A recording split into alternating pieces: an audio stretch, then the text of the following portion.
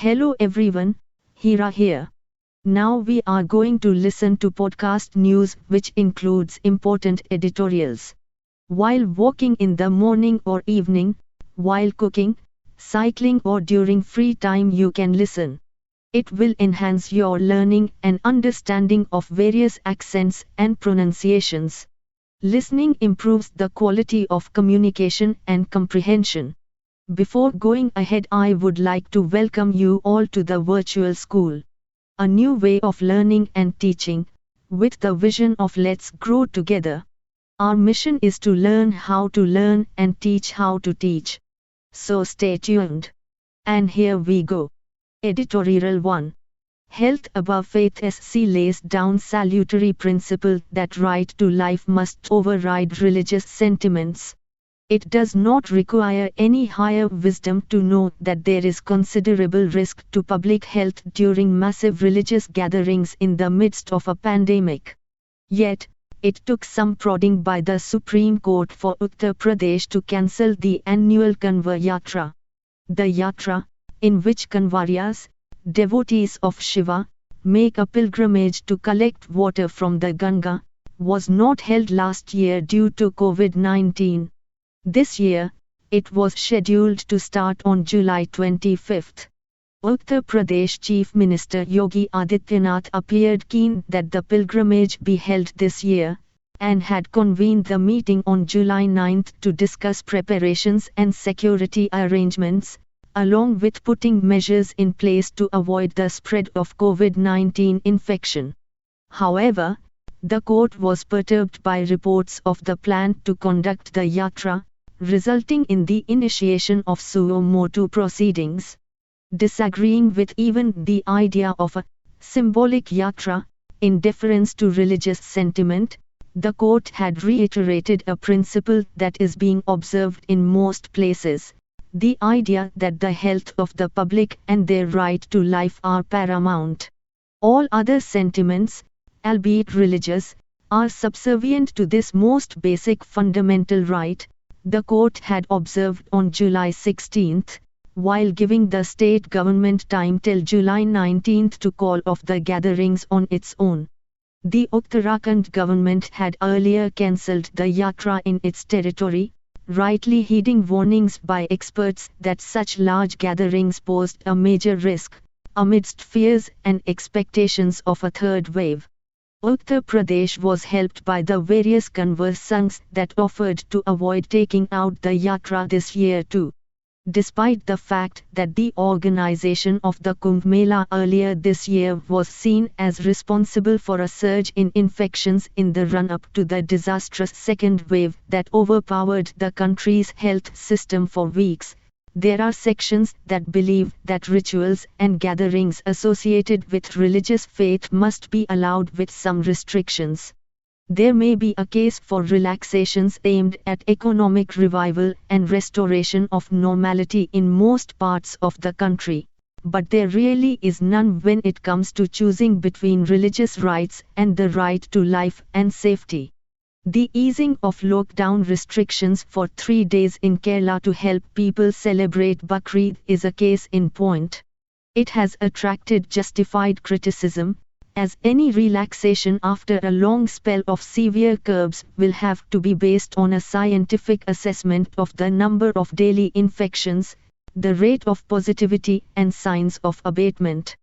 Kerala is one of the states whose daily numbers are causing concern, and the easing of restrictions defies logic and flies in the face of science.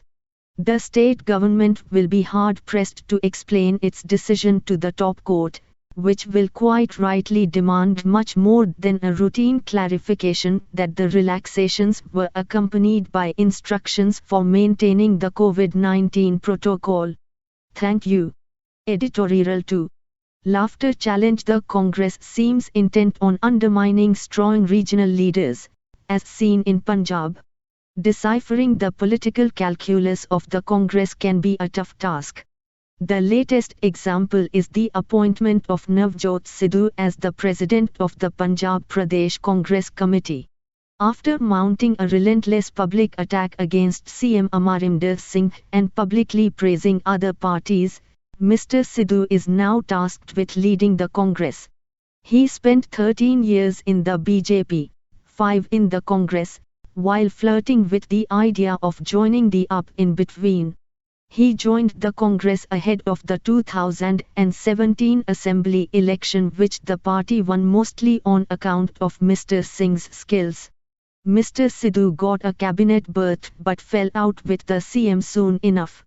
Mr. Singh opposed Mr. Sidhu's visits to Pakistan and a ticket for his wife in the 2019 Lok Sabha election. The Congress won 8 of the 13 Lok Sabha seats from Punjab. Punjab constitutes 15% of the Congress's total Lok Sabha strength of 52. Mr. Sidhu had little support among MPs, MLAs or party workers until the Gandhis, Sonia, Rahul and Priyanka tilted the scales in his favor. On the one hand, there is strong evidence of his opportunism, lack of maturity, unprincipled greed for power that includes claiming a Lok Sabha seat for his wife within 2 years of defecting to the Congress, and inability to work as part of a team. On the other hand, he has absolutely no track record of any political activism, public service or being ideologically aligned to the Congress in any manner. Opportunists without any convictions might be used for particular roles in a party's strategy, but handing over the command to such a turncoat shows the complete bankruptcy of the Congress and an insult to those who fight the long battle. The misplaced assertion of authority by the Gandhis in riding roughshod over the CM and MPs is a repeat of the old mistakes that pushed regional satraps out of its fold. Mamata Banerjee, Hemant Biswa Sarma, and Y.S. Jagan Mohan Reddy are outstanding political minds who command power in their respective states as CMs of West Bengal, Assam and Andhra Pradesh. They felt suffocated in the Darbar politics of the Congress, in which Mr. Sidhu has flourished. Strong regional leaders deliver results but also behave in an assertive and even authoritarian manner, as it appears to be the case with Mr. Singh. But then, humiliating them is no way to rein them in.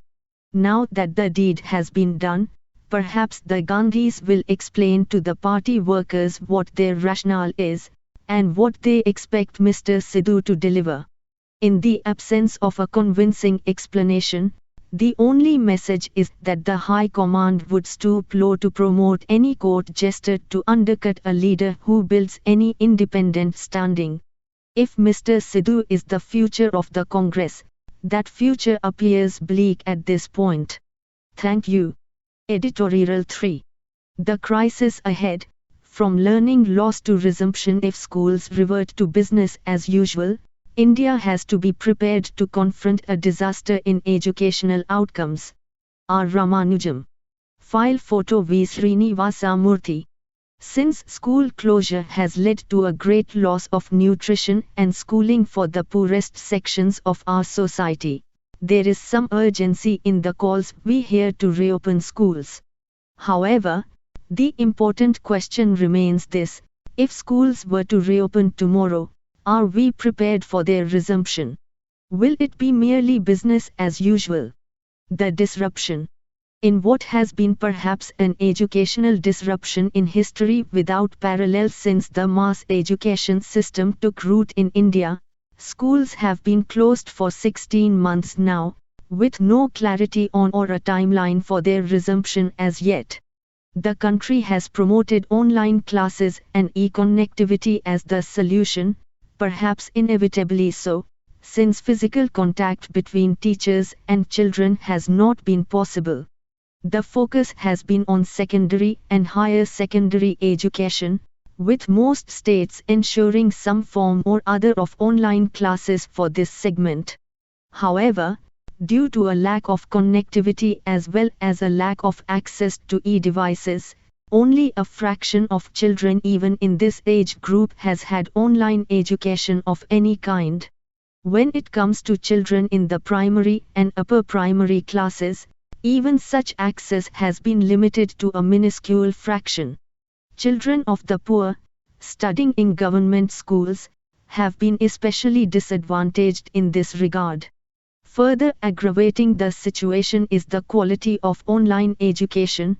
It is largely abysmal. As most studies show, the percentage of teachers in the country capable of handling digital platforms for pedagogic purposes is very small. The educational material provided by them has also been mere reproduction of what is used in a physical classroom. Hence, even where online classes have taken place regularly, as in the case of urban schools, with students largely from middle and high-income groups, the teaching-learning processes have by and large been poor. As has been well documented by now, all this has resulted in what commentators have termed nutrition loss and learning loss. Worldwide, many studies in the last year have documented a loss of learning in children. In the Netherlands, despite a short lockdown, equitable school funding, and excellent broadband access, researchers found that among 8 to 11-year-olds, students made little or no progress while learning from home, and that learning loss was most pronounced among students from disadvantaged homes. https://bit.ly/3HORC5 . A large multi-state study in the United States records that the pandemic has also prompted some students to leave the public school system altogether. According to a study by the Azim Premji Foundation, https://bit.ly/2ukw81h in January 2021, covering more than 16,000 children in the age group 6 to 11 years, and across 5 states, 92% of children on average have lost at least one specific language ability from the previous year across all classes. The figure is 82% when it comes to mathematical ability. A question that looms large in the minds of teachers, parents and especially the children, is a basic one.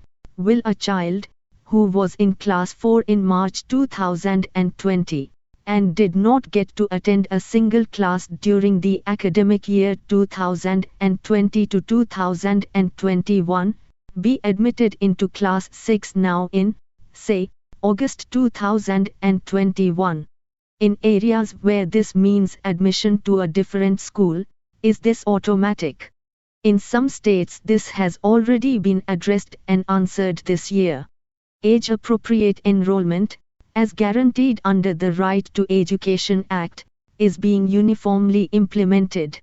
But this has not been ensured across India, with many states not taking up enrollment for this year as yet. Even assuming that enrollment is not an issue, if we return to the child in the illustration above, as the child enrolls into class 6, will she start with class 5 textbooks, or class 6 textbooks, or some new, bridge, material? This is, of course, a decision to be taken by the state government, but what is the rationale to be used? And what are the implications? International experience. One way of addressing the learning crisis might be to repeat the entire academic year. The government in Kenya has decided to do just this. Some countries, such as the Philippines, allow extended time for classes on resumption, both in duration of school hours and more calendar days of interaction. Another approach is to reduce and synthesize the curriculum so that students are able to focus on a few subjects and learn them well. This is followed, for instance, by the state of Ontario in Canada. One-to-one tutoring for the most disadvantaged learners has been taken up in many countries. Among the most prestigious such programs is the National Tutoring Program in the United Kingdom, for which the government has announced funding to the tune of £350 million. Ghana has also announced a national program of tutoring. There are several such programs in different states in the US. In Italy, University students are volunteering to conduct 111 classes for middle school children from poor immigrant backgrounds. Accelerated education programs or bridge courses, which condense several months, or even years of schooling, into a few weeks or months, are another option. This concept has been taken up in several countries. One strong voice emerging from all these experiences is acceleration, not remediation. The advice is to go with exposure to age-level, grade-level content, and plug the holes where necessary. Many educators warn against a deficit model that starts with measuring loss and tries to fill the void before returning to the normal. Such models tend to ignore the complexity of psychological preparedness in children and reduce learning to a single dimension of achievement, which invariably works against children in low-resource contexts. Some have even asserted that there is no such thing as learning loss, and that students have learned a great deal about life, home economy, health and much else during the pandemic that cannot be measured by standardized tests, that learning should begin with acknowledging this and building on such informal learning. In the words of Tony Cotton, https://bit.ly/3wrm0f0 a renowned mathematics educator from the UK, the curriculum should not be seen as a fixed list of content that must all be covered before the learner can leave school. If the curriculum can be seen as a map, as a landscape, there is always plenty of time to explore the agenda ahead. Given the state of preparedness of our education system, and based on what we have seen during the last year, it is hard to see our schools taking up a curriculum based on where the children are, in terms of what they have learned from life during the novel coronavirus pandemic. The most likely event is that schools will simply revert to business as usual, with a reduced syllabus, and no change whatsoever in the overall curriculum or pedagogy, and racing through the syllabus to catch up. Children who cannot keep up would simply be left behind. This would be a great disaster. It is very likely that children from the poorest sections will be the ones who are affected the most by having to race in accelerated learning programs with no support at home. Teachers, without preparation for handling such a new context, can only fall back on covering the syllabus, leading to the alienation of already marginalized students. What we need now is nothing less than a national rejuvenation program for elementary education. The school system cannot do what is needed by itself. We need a vast body of volunteers engaging in small groups with children from the most disadvantaged sections, working in tandem with schools, which will need to focus on safety measures and average performance. It is critical that we should not reduce education to foundational literacy and numeracy, but treat children as they are, study the experiences they bring, and address their nutritional, emotional and intellectual well-being as a whole. This requires a flexible curriculum rooted in local reality, working with physical material, and pedagogy based on sound principles of psychology of learning. The country has already shown during the pandemic that it lacks the capability to reimagine examinations, whether it be at the secondary school level, or at university. Now, with the education of small children, a similar lack of imagination in curriculum and pedagogy will be splendidly ironic. Without ourselves learning any lesson from the pandemic, we would be demanding that the children learn their lessons. R. Ramanujam was faculty at the Institute of Mathematical Sciences, Chennai, until recently. The views expressed are personal. Thank you. Editorial 4. Egypt takes center stage in West Asian affairs. The instrument that Cairo is using to assert its diverse interests in a complex region is not military force, but diplomacy. Thalmiz Ahmad. AFP. Most important developments in West Asia are increasingly revealing an Egyptian fingerprint. Egypt's diplomats and intelligence officers recently negotiated the end of the 11-day Israel-Palestine conflict, with the new Israeli government looking to Egypt to manage the turbulent cauldron of Gaza. Turkey, which has been hostile to Egyptian President Abdel Fattah al-Sisi for the coup in July 2013, when he overthrew the Muslim Brotherhood government in Cairo headed by President Mohamed Morsi, is anxious to reopen relations. Egypt, after long years of neglect, has now become active in re-engaging with its neighbors in Africa, with substantial economic and defense partnership agreements.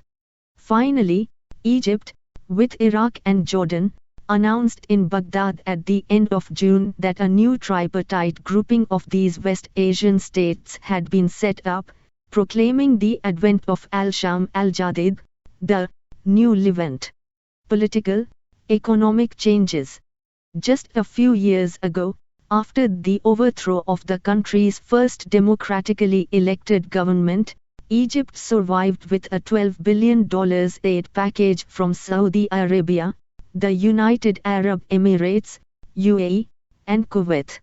These West Asian deposits were supplemented by grants in 2013-14 for the import of petroleum products, valued at another $16 billion.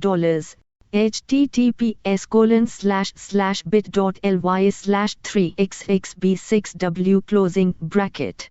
West Asian politics was also largely influenced by the active role of Saudi Arabia and the UAE, in Syria, Yemen and Libya.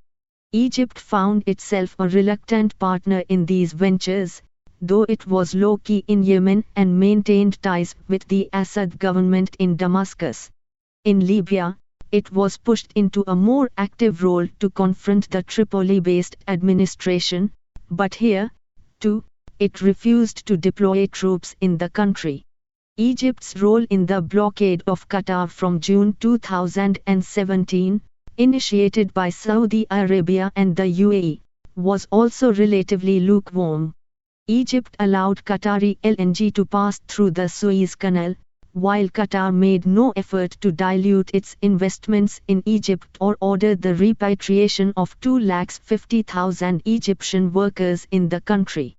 The failure of Saudi Arabia and the UAE to achieve any success in their military interventions, or in the blockade of Qatar, has opened the space for Egypt to regain the influence it has traditionally enjoyed in Arab councils. This has been greatly facilitated by the good management of its economy through difficult times. Economic reforms from 2015 finally provided foreign exchange reserves of $40 billion by 2018 and a growth rate of 5.6% in 2019. https://bit.ly/3elf. The instrument that Egypt is using to assert its diverse interests in a complex and conflictual region is not military force, but diplomacy. Regional challenges.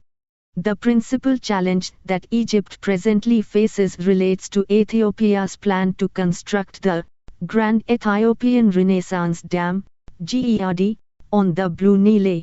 Egypt fears this project could restrict its access to the waters of the Nile, the source of 95% of its fresh water. Seeing the project as an existential threat, Egyptian officials have said that all options are on the table. However, Egypt has actually embarked on robust diplomatic engagements in its African neighborhood, with defense agreements with the ring countries around Ethiopia, Sudan, Uganda, Burundi, Rwanda and Kenya, to safeguard its interests. Ethiopia has initiated its own diplomatic effort in the Horn of Africa by firming up ties with Somalia, Eritrea and South Sudan. In response, Egypt has agreed to build a major dam and hydropower project in Tanzania, so that the latter will compete with Ethiopia in the export of power in the region. At the end of June, Egypt wrote to the UN Security Council seeking international intervention on the dam issue. It said that, with this effort, we will have exhausted all the peaceful means. Egypt's other challenge is relations with Turkey. The two countries met at the deputy foreign minister level in Cairo in early May and discussed the issues that divide them, Libya and the East Mediterranean. In Libya, Turkey has deployed about 500 soldiers and another 2,000 fighters from its militia in Syria in support of the Tripoli-based authority. Egypt and the UAE have so far backed the Tobruk-based administration and supported the rival Libyan force, led by Field Marshal Khalifa Haftar, with weaponry and mercenaries. In March 2021, an interim government of national unity was formed that brings together the two rival administrations in one national order until elections are held in December this year. But this arrangement is still fragile, and competitions for power between the Tripoli and Tobruk-based rivals are ongoing. Libya's peace process demands that foreign troops leave the country. Though the Syrian militants have started leaving, Turkey asserts that its own soldiers have been invited by the government and is showing no signs of withdrawing them, while Russia insists that withdrawal of foreign troops will be a step-by-step process so that a power balance is maintained. In the East Mediterranean, Egypt, with other littoral partners, has delineated energy claims in the sea which conflict with Turkey's claims.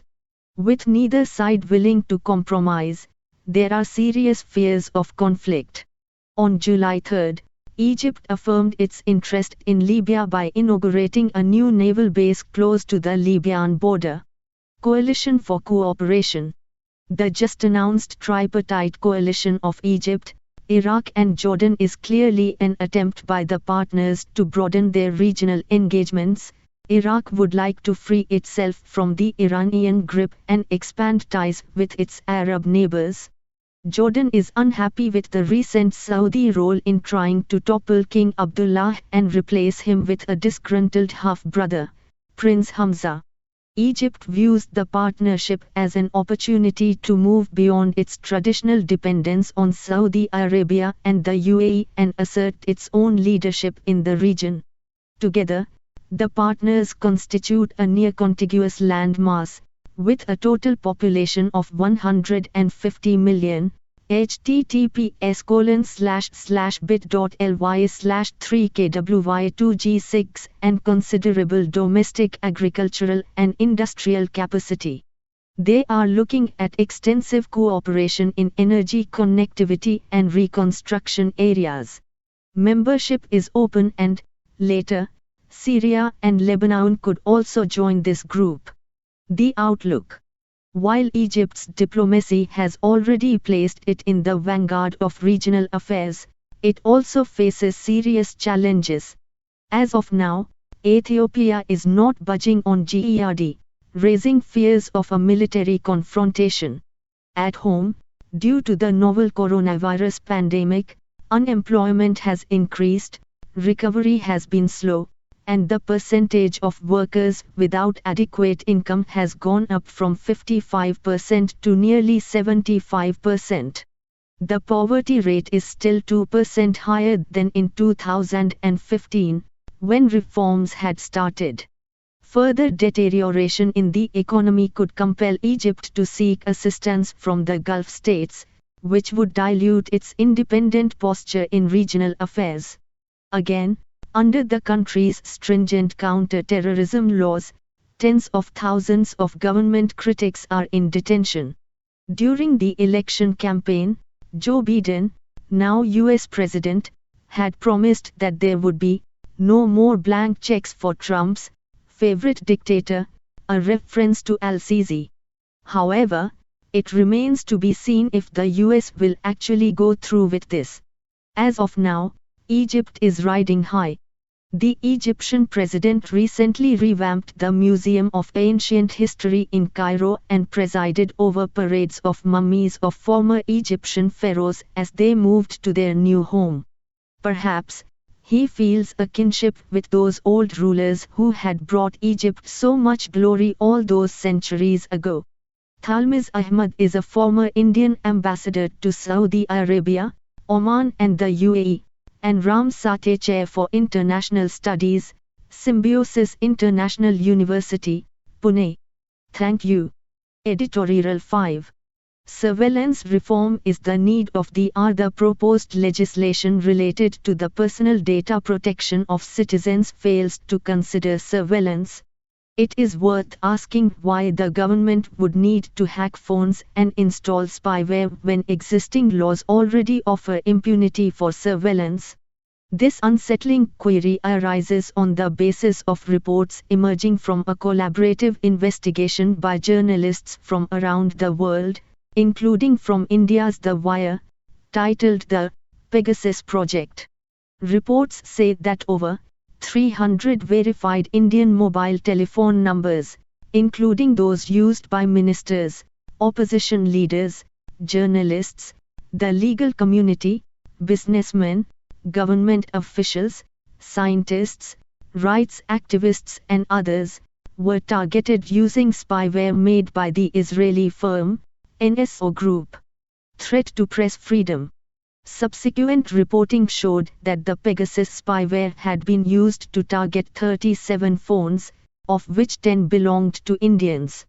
Amnesty International's security lab was then able to confirm that Pegasus was used to compromise the phones of former journalist of the Indian Express Sushant Singh, former editor of the economic and political weekly Paranjoy Guha Thakurta, former Outlook journalist SNM Abdi, and The Wire's two founding editors Siddharth Vardarajan and M.K. Venu. These revelations highlight a disturbing trend with regard to the use of hacking software against dissidents and adversaries. In 2019, similar allegations were made about the use of Pegasus against journalists and human rights activists. Most of them were situated in Maharashtra and Chhattisgarh as the hack targeted lawyers related to the Bhima Koregaon case and Dalit activists, respectively. However, despite repeated calls for investigations, the relevant state governments failed to do so. A significant number of Indians reportedly affected by Pegasus this time are again journalists. This is not surprising since the World Press Freedom Index produced by Reporters Without Borders has ranked India 142 out of 180 countries in 2021. What is shocking, however, is that the press requires, and in democracies is afforded, greater protections on speech and privacy. Privacy and free speech are what enable good reporting. They protect journalists against threats of private and governmental reprisals against legitimate reporting. This has been recognized in Supreme Court decisions. In the absence of privacy, the safety of journalists, especially those whose work criticizes the government, and the personal safety of their sources is jeopardized. Such a lack of privacy, therefore, creates an aura of distrust around these journalists and effectively buries their credibility. Problematic provisions. The government, in its purported undated and unsigned response, relied on existing provisions of law under the Indian Telegraph Act of 1885 and the Information Technology (IT) Act of 2000. Even without the use of Pegasus or any other hacking software and surveillance, these provisions are problematic and offer the government total opacity in respect of its interception and monitoring activities. While the provisions of the Telegraph Act relate to telephone conversations, the IT Act relates to all communications undertaken using a computer resource. Section 69 of the IT Act and the Interception Rules of 2009 are even more opaque than the Telegraph Act, and offer even weaker protections to the surveilled. No provision, however, allows the government to hack the phones of any individual, since hacking of computer resources, including mobile phones and apps, is a criminal offense under the IT Act. Nonetheless, surveillance itself, whether under a provision of law or without it, is a gross violation of the fundamental rights of citizens. The very existence of a surveillance system impacts the right to privacy and the exercise of freedom of speech and personal liberty under Articles 19 and 21 of the Constitution, respectively. It prevents people from reading and exchanging unorthodox, controversial or provocative ideas. Regardless of whether a citizen knows that their email is being read by the government, the perceived danger, founded on reasonable suspicion that this may happen, itself impacts their ability to express, receive and discuss such ideas. There is also no scope for an individual subjected to surveillance to approach a court of law prior to or during or subsequent to acts of surveillance, since the system itself is covered. In the absence of parliamentary or judicial oversight, electronic surveillance gives the executive the power to influence both the subject of surveillance and all classes of individuals, resulting in a chilling effect on free speech. Constitutional functionaries such as a sitting judge of the Supreme Court have reportedly been surveilled under Pegasus without any checks outside the executive wing of government. Vesting such disproportionate power with one wing of the government threatens the separation of powers of the government. In response to a Right to Information (RTI) request in 2013, the central government had revealed that 7,500 to 9,000 orders for interception of telephones are issued by it every month. However, RTI requests for such information are now denied, citing threats to national security and to the physical safety of persons. The government, in its purported response, stated that any surveillance which takes place happens through a due process of law. However, the existing provisions are insufficient to protect against the spread of authoritarianism, since they allow the executive to exercise a disproportionate amount of power. Such surveillance, when carried out entirely by the executive, curtails Articles 32 and 226 of the Constitution, empowering the Supreme Court and High Courts, respectively, to issue certain writs, as it happens in secret. Thus, the affected person is unable to show a breach of their rights. This violates not only the ideals of due process and the separation of powers, but also goes against the requirement of procedural safeguards as mandated in K.S. Puttaswamy, retired, v. Union of India, 2017. Role of judiciary. Thus, in order to satisfy the ideal of due process of law, to maintain an effective separation of powers and to fulfill the requirements of procedural safeguards and natural justice, there needs to be oversight from another branch of the government. Only the judiciary can be competent to decide whether specific instances of surveillance are proportionate, whether less onerous alternatives are available, and to balance the necessity of the government's objectives with the rights of the impacted individuals. The need for judicial oversight over surveillance systems in general, and judicial investigation into the Pegasus hacking in particular, is also essential because the leaked database of targeted numbers contained the phone number of a sitting Supreme Court judge, which further calls into question the independence of the judiciary in India. Surveillance reform is the need of the hour in India. Not only are existing protections weak, but the proposed legislation related to the personal data protection of Indian citizens fails to consider surveillance while also providing wide exemptions to government authorities. When spyware is expensive and interception is inefficient, the individuals surveilled will be shortlisted by priority and perceived threat level to the existing regime.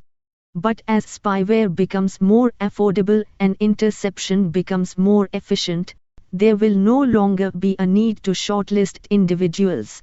Everyone will be potentially subject to state-sponsored mass surveillance.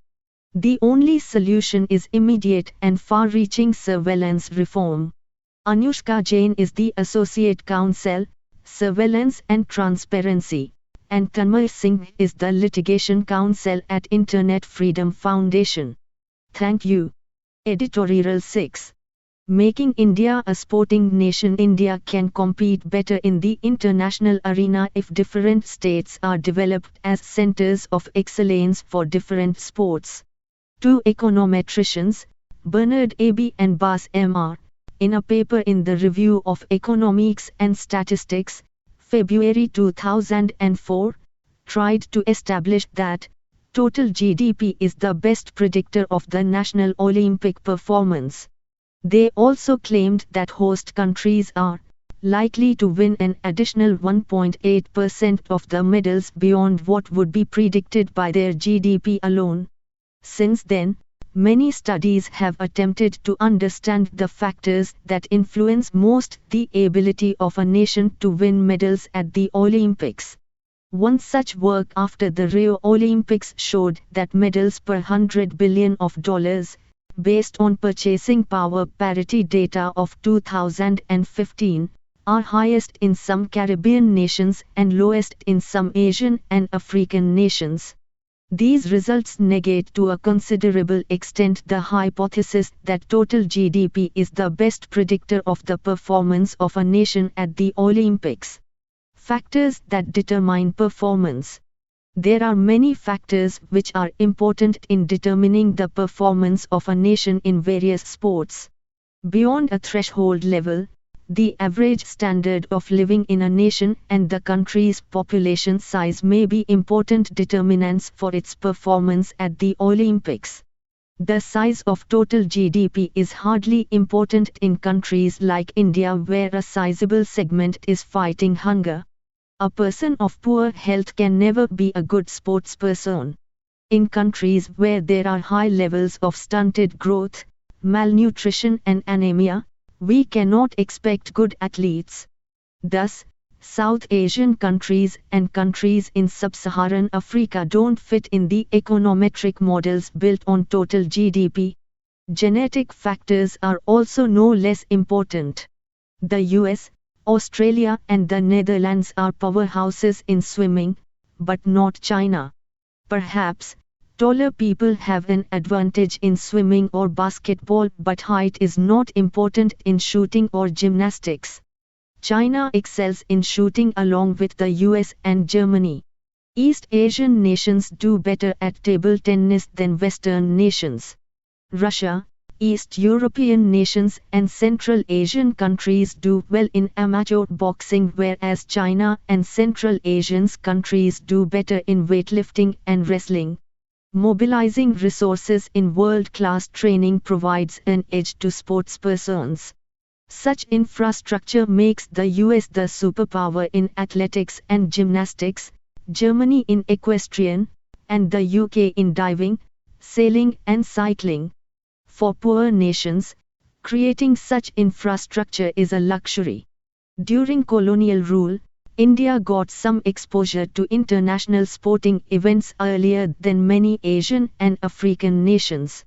The Calcutta Football League, for example, is the oldest football league in Asia. Durand Cup is the oldest existing football tournament in Asia. This exposure gave India an edge over other, third world, nations in the 1950s and early 1960s. Resources in India were spread thinly across sports disciplines. As more and more nations started coming into the international sports arena, India's relative position started declining from the 1970s. Asian countries such as Kazakhstan, Singapore, and Malaysia may stand below India in the medals tally at the Asian Games, but are ahead of it at the Olympics. This is primarily because India is moderately good at many sports but not good enough to be the best at any of them. In contrast, Jamaica does well at the Olympics in sprinting and Kenya gets medals in long-distance running. They perform better than India, though they are not great sporting nations. In recent years, India has shown promise in shooting, amateur boxing, wrestling, gymnastics and badminton. We need to concentrate more on sports where the physical build of an average Indian will not stand as a disadvantage. One state, one sport. States need to be integrated in a bigger way in India's sports policy. Can we not develop different states as centers of excellence for different sports? People of different states have different food habits and build. It's not impossible to develop training infrastructure for different sports in different parts of the country depending on the inclination of people of that area and their habits and build. Unless we start grooming our children, who show potential, for international sports, India can hardly succeed at the Olympics. Individual talent alone cannot take us ahead. The policy of one state, one sport can be a game changer in India. India's best performance at the Olympics was in London, 2012, where it won 2 silver medals and 4 bronzes and ranked 56th in the medals tally. At the Rio Olympics, 2016, with 1 silver and 1 bronze, India's rank came down to 67. Whatever the predictions of the econometricians, if India can find a place in the top 50 sporting nations in the medals tally of the rescheduled Summer Olympics at Tokyo commencing on July 23, that will be good enough to boost the nation's morale. Gautam Bhattacharya is a former civil servant. Thank you. Editorial 7. A more humane police force. Political will is an essential component in bringing about any major reform in the Indian police force. Vikram Vincent. While improvements in pay scale and promotions are necessary aspects of police reforms, little has been spoken about reforms needed at the psychological level. Why do citizens fear going to a police station or dealing with the lower ranks of the police force? Custody-related deaths. The answer lies in numbers. Between April 1 and 30 November 2015, 25,357 cases were registered under police category, which included 111 deaths in police custody, 330 cases of custodial torture and 24,916 in others. These numbers were shared by the former Minister of State for Home Affairs, Kiran Rijiju, in the Lok Sabha in response to a question. In comparison, according to the Australian Institute of Criminology, from 1989 to 90 to 2010 to 11, the deaths in police custody and custody-related operations were 700. In the UK, England and Wales, the total deaths in police custody or following contact with the police, 1990 to 2015, was 1,542. In the US, according to the Bureau of Justice Statistics, the number of state prisoners' deaths between 2001 and 2007 was 21,936, although one could argue that an unaccounted number of political prisoners from the US disappear into privately maintained black holes called the supermax prisons both on and off US soil. However, not considering the different time periods, An offhand comparison would show that custody-related deaths in India are more than the sum total of the countries mentioned. One question on the minds of the common people is, how can a human being inflict so much pain on another without the slightest remorse? Two famous experiments provide an explanation. In the Stanford Prison experiment, people who had applied to be a part of the experiment were randomly divided into two groups, prison guards and prisoners. Under duress, the participants who played the role of prison guards started exploiting and torturing the participants playing the role of prisoners. Milgram's experiment on obedience to authority showed that people obey if they are coerced. A staggering 65% of the participants applied the maximum level of pain on the victim, while the remaining 35% remained in a range. Only a minuscule number refused to inflict any pain even under coercion. The results of Milgram's experiment were shown to be true even in variations of the experiment. Behavior with the citizenry. In the Indian police force, the lower ranks of police personnel are often verbally abused by their superiors. Many are not considered as individuals, are not shown compassion by the senior ranks, and work in inhumane conditions. While the alleged excesses of the police cannot be justified, it is important to look at how the treatment meted to police constables has affected the interaction of the police with the public. Many policemen deal with citizens in the manner that they do only because their work environments are not harmonious. Their relationship with their superior officers is stressful and sycophantic. There is no concept of welfare, and this manifests in their improper behavior with the citizenry. Several committees have made several recommendations on the issue of reforms for a healthy police system. The Supreme Court of India was forced to intervene as neither the central government nor the state governments acted upon those recommendations. It is clear that the problem is with the political apparatus considering the history of the Police Act. The Police Act of 1861 was legislated by the British right after the revolt of 1857 to bring in efficient administration of police in the country and to prevent any future revolts. This meant that the police were to always comply with those in power.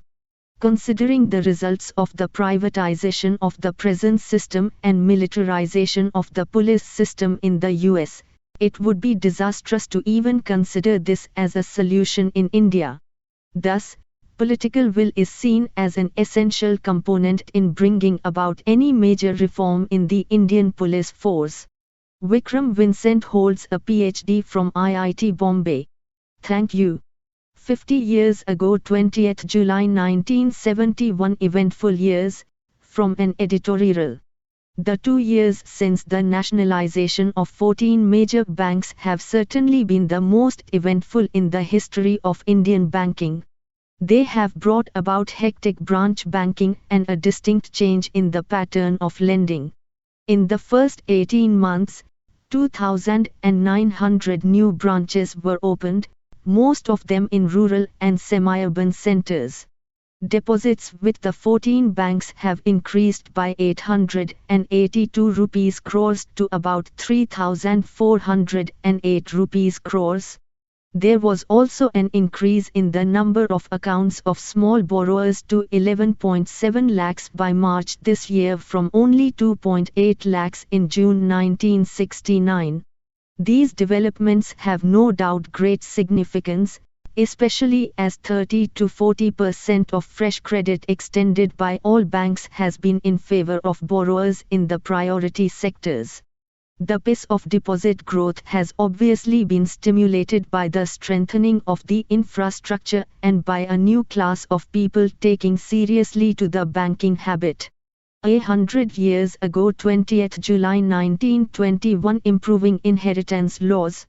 Mr. Cousins writes, The committee meetings of Madras women have been held at the Gokhale Hall on Saturday last and the previous Saturday, at which arrangements have been made to hold a representative meeting in support of the legislation which is being brought forward by Mr. T.V. Seshagiri Iyer, M.L.A, to improve the present inheritance laws relating to Hindu women. The meeting will be held in the small hall of the Senate House on Saturday the 23rd instant, at 4:30 p.m. under the joint auspices of practically all the women's associations of Madras. Lady T. Sadasivya has consented to preside, and the members of committee include Sister Subbalakshmi, Dr. Muthulakshmi, Miss Chattopadhyaya, Mrs. Cousins, Mrs. Lakshmipthi, Mrs. C.B. Rama Rao, Mrs. Lakshman Rao, Mrs. Kashi Vishwanathan Mudaliya, Mrs. Rajamal, Mrs. Mahadev Shastri, etc. There is a strong feeling among women that the present laws are not treating women justly, and especially widows in cases where no will has been made, and all over India. Women welcome the efforts of Mr. Seshagiri Iyer to reform the existing laws in this connection.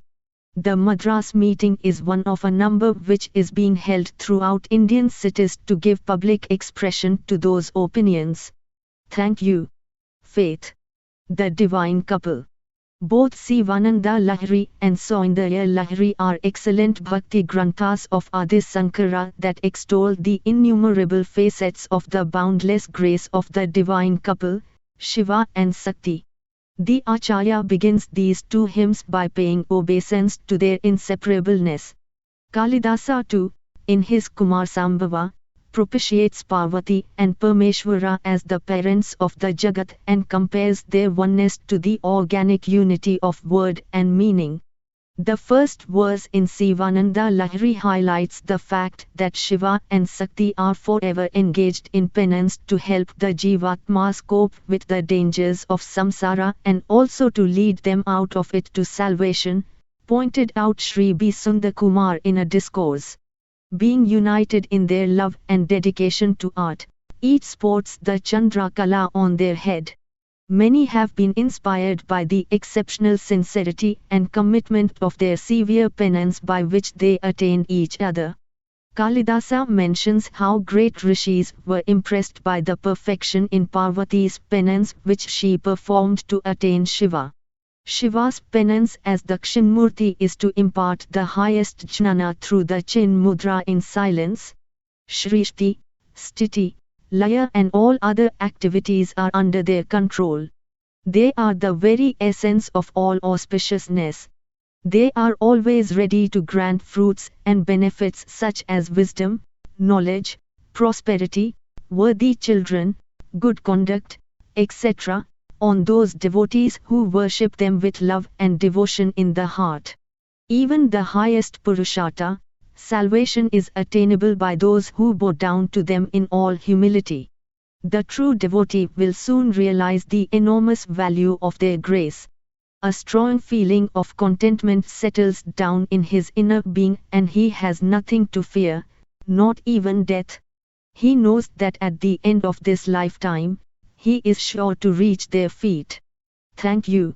Thank you so much for watching this video as a podcast.